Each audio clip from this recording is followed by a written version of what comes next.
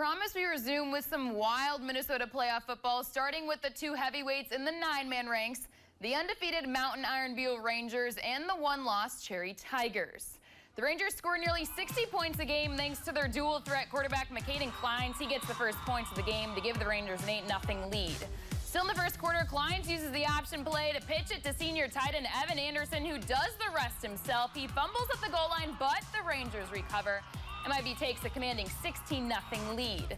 But Cherry wasn't phased or back on their heels. Instead, sophomore Isaiah Asuma takes the direct snap himself and gets into pay dirt. Tigers on the board. Cherry trailing by 20 on the last play before halftime. Quarterback Noah Sundquist threads the needle to Asuma, who makes the touchdown grab. It's now 26-12 at the half. M.I.B trying to extend their lead in the second half, but it's quarterback versus quarterback. Sundquist intercepts Kleins in the end zone, and with a good return, Cherry is in business. They drive the ball into the end zone where Sundquist lets the rainbow arc go, and right into your family room, Asuma hauls it in. Cherry only trailing by 2 scores. Next drive in the fourth quarter, Sundquist airs it out again to his other main target, senior Mason Heitzman, who makes the insane grab. Tigers now only down by 6, but the Rangers run out of the rest of the clock and end Cherry's comeback bid. Mountain Iron Buell is headed back to the state tournament with a 34-28 win over the Tigers.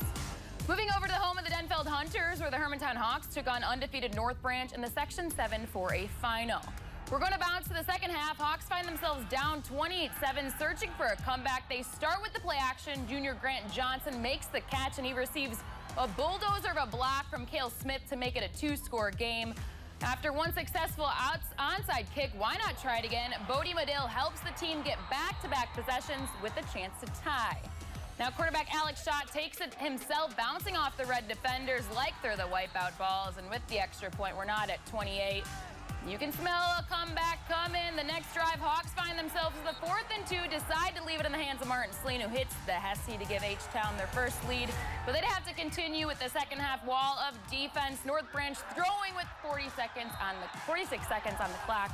That's a white jersey end zone. There you have it. Hermantown advances to the state tournament with a 35-28 victory over North Branch, the only loss they had in the regular season. Oh, how sweet victory is, but oh, how much sweeter is revenge.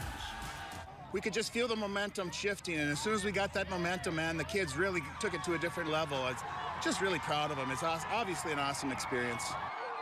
The Hawks head down to US Bank Stadium next Thursday and are waiting their seeding. So you got Hermantown football headed to state, Hermantown volleyball headed to state, and truly a wild, wild Friday Night Lights out there tonight. That was a crazy game. Yeah. Those onside kicks, successful like that. Northwestern's game, you had the game up on the range, you had that one.